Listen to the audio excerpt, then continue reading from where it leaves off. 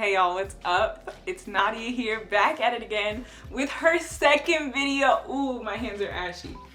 Okay y'all, we're back. Anyway, as I was saying, welcome back to the second video for this week, y'all. I really think I'm doing the thing. Like, y'all can't tell me nothing no more. Like, for real? Hey queen, you have done it again. Hey queen, girl, you have done it again. Constantly raising the bar for us all and doing it flawlessly. Yeah, so I'm really proud of myself. Second video this week. The last video, I just wanted to say thank you so much for watching, for liking. I'm looking back at my last video and I think I'm at like 70 something, if not 80 subscribers. Let's see. Oh, I'm at 81 subscribers. Come on, y'all. We're almost there. Maybe my dad's sending it to all of his coworkers, my aunts, my uncles, my cousins is doing something. Looking back at that last video though, I was like, okay, so this is an introduction, but I didn't really say much about myself. I took more of the approach of show, don't tell, and I'm realizing I didn't really tell much about myself. So I thought a fun and quick, emphasis on the quick, video to do for this week would be a get to know me type of situation thing. Usually people of a higher status or higher ranking have people ask them questions like, what do you want to know about me and stuff like that. But to be quite frank, I don't have time to ask people what they think about me because this is due tomorrow, and I also don't think anybody has any questions for me. So I thought a way for this to be a little bit more interesting is to ask questions from a card game called We're Not Really Strangers.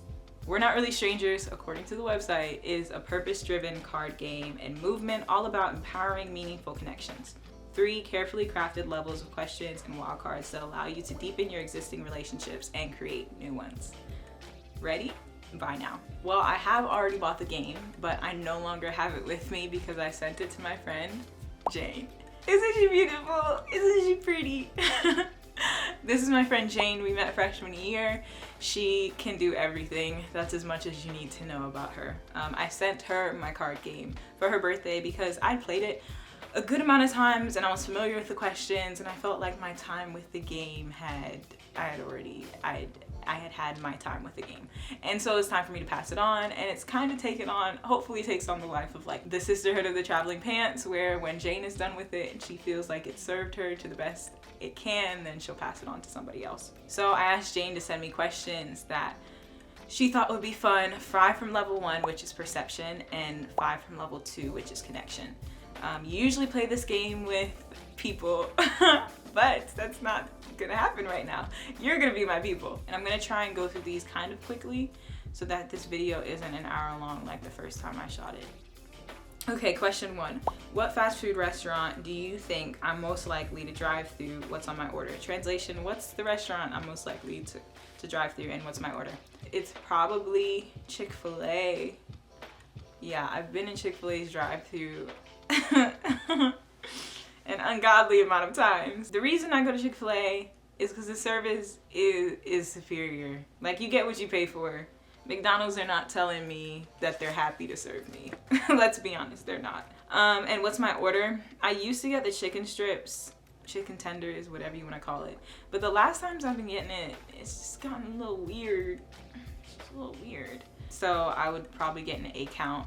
If I'm ballin', I get the chicken sandwich deluxe with pepper jack cheese and a milkshake. Specifically the cookies and cream milkshake, no cherry. But if I'm not ballin', we just gonna get the water. We just gonna get the fruit water, the Sprite, maybe. Next question. What do my shoes tell you about me?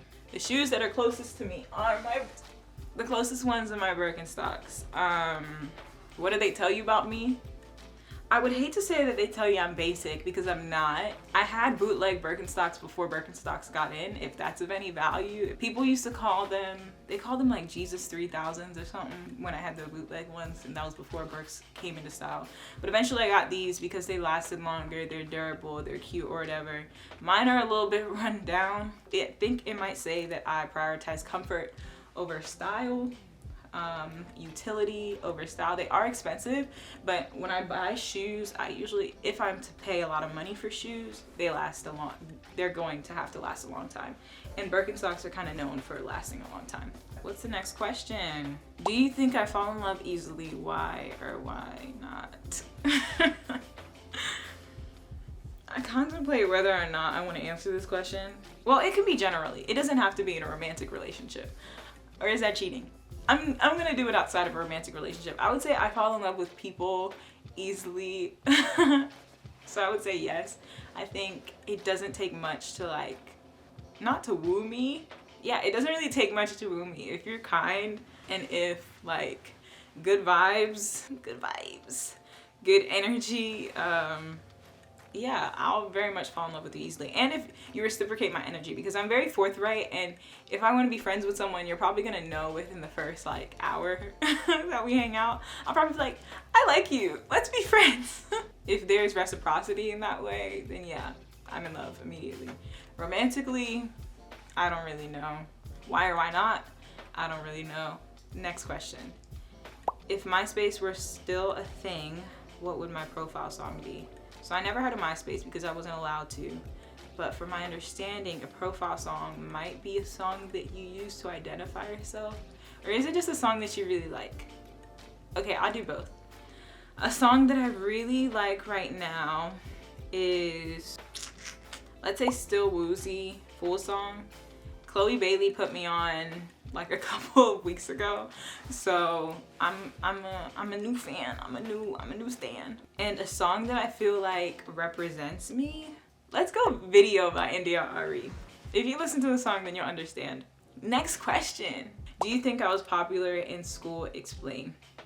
Okay, I don't think this is a completely direct answer that I have, because I feel like to a degree I was popular, but I wasn't necessarily popular in the conventional sense. I wasn't popular because I dressed nice or I did sports or whatever. I think my popularity, or I wouldn't even use the word popular, I would just say that I was well known. The reason that I was more well known in the school is because in high school I made an intentional effort to like get to know people that weren't necessarily considered stereotypically cool or whatever that means. I had friends in a lot of different friend groups, and I found people, I don't know, I just saw like how people were cool that I didn't necessarily hang out with. And I also didn't like when people felt ostracized from groups or from settings, so I was intentional about getting to know people and loving people that weren't necessarily like me per se. Also, not to brag, but to brag. There's this award that my high school had, which was kind of like the valedictorian of the 6 pillars of character counts, or whatever that thing is called. It was the only award given at graduation, and the year before I came to high school, my sister graduated, and I went to her graduation. And my sister, literally at her senior award ceremony, it was a clean sweep. She was very much the golden child, very much highly educated, highly intellectual. So she got a lot of awards at her senior award ceremony, except for it was given to someone else. And that year, when I was sitting at her graduation ceremony, I was like, that's the one. That's the one I'm gonna get. And it wasn't necessarily my MO throughout high school, but it did work out that I won the grade award, which is, I don't know if I want to say the name. I won that award, which is voted by the students and the faculty, and I was really excited and I was really happy. And I was actually low-key excited and happy to prove to my mom that my time in high school prioritizing relationships wasn't in vain. Next question. I think we're on to are we on to level 2? Level 2, connection. These questions are usually a bit deeper, so we'll see how this goes. Question 1, what lesson took you the longest to unlearn?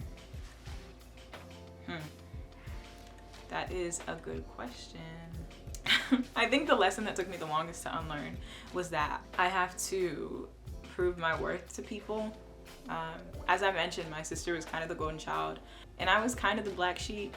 Haha, my last name is Ba. Save your jokes. I've heard it all before. But I felt kind of like the black sheep of my family, in that I got in trouble a lot for in part good reason, in other parts not good reason, but I was definitely if there was a problem child in my household, I was definitely the problem child. So I think that kind of put me in a position where I felt like I kind of had to prove myself and prove my worth a lot for the rest of my educational career. It also doesn't help that I'm going to Carolina right now, where it low-key feels like everybody is trying to prove something to somebody. Maybe they're not, but it definitely feels that way. And disclaimer, I hate LinkedIn. I'm posting this video on LinkedIn, but with everything in me, I hate LinkedIn. Why? Because it just feels very fake to me. And I try my best. As I said in my last video, I'm all about authenticity and being real, and it just feels very performative. I guess as it should be, but maybe it's my insecurity. I don't know. I hate LinkedIn. But I think I'm unlearning that I have to prove myself that I am worth being in the room. I don't have to prove it. I think I'm assured in God's love for me, honestly. With that being the most important person in the world who accepts me and approves of me outside of my work, it kind of just makes me feel like I don't have to do that with other people. So I'm unlearning that. Next question. Do you think the image you have of yourself matches the image people see you as? I think this is kind of a hard question to answer because it requires you to have an idea of how other people see you. I would say people probably think, I don't think it entirely matches. I'm probably a lot more critical of myself than other people are. I assume that other people enjoy me more than I enjoy actually no, I think I'm starting to enjoy myself a lot more than I used to. Also, people probably think I'm more extroverted than I am. Yeah, but I'm really not as extroverted as I seem. Next question. What's been the best compliment a stranger has ever given you? Okay, I will never forget this. 8th grade, I was going into my teacher's classroom at the end of the day to ask her a question. In the middle school that I went to, the classrooms are kind of connected. That's the best way I can explain it. They're connected. I went in the room. My teacher wasn't there. So I went next door to the other teacher's classroom. And I was like, hey, have you seen Miss So-and-so? And she was like, no, I haven't. And then she stopped. She was like, are you wearing makeup? And I was like, no, I'm not wearing makeup. At the time, I wasn't allowed to wear makeup. And I definitely, even if I did wear makeup, I wasn't gonna do it well. And I was like, no. And she was like, you are just glowing. You are absolutely beautiful. Like, oh my goodness. And all of my insides just like melted, and I was just like, thank you so much. Middle school was a tough time. It was a tough time for me, and I feel like it was a tough time honestly for everyone, but especially for me because I had super pretty friends. I wouldn't necessarily consider myself the duff because that's kind of toxic and a little problematic, but I felt like the duff. I was just super insecure. And so a random teacher that I've never talked to before calling me beautiful and asking if I'm wearing makeup, it just really encouraged me and it really lifted my spirits. And it's very external, but it was definitely very necessary for me. Next question. If you have, when was the moment you realized you weren't invincible? I think with me getting in trouble a lot as a kid, I think I knew I wasn't invincible because I would always get caught. Whenever I would do something or whenever I would lie, I would honestly always get caught. If there was a moment I realized I wasn't invincible, it was when I pooped my pants. TMI, but I was like 8 years old and I think I was rushing to the bathroom or something, but I didn't make it and I just pooped my pants. And at the time, my stepdad was vacuuming my room. And so I couldn't go into my room discreetly to change.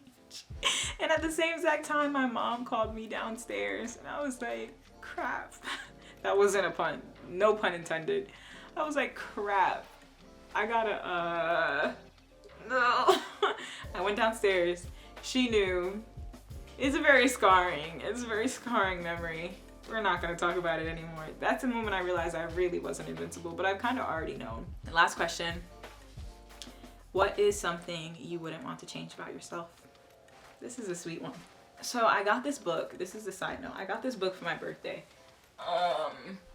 from my friend Michelle.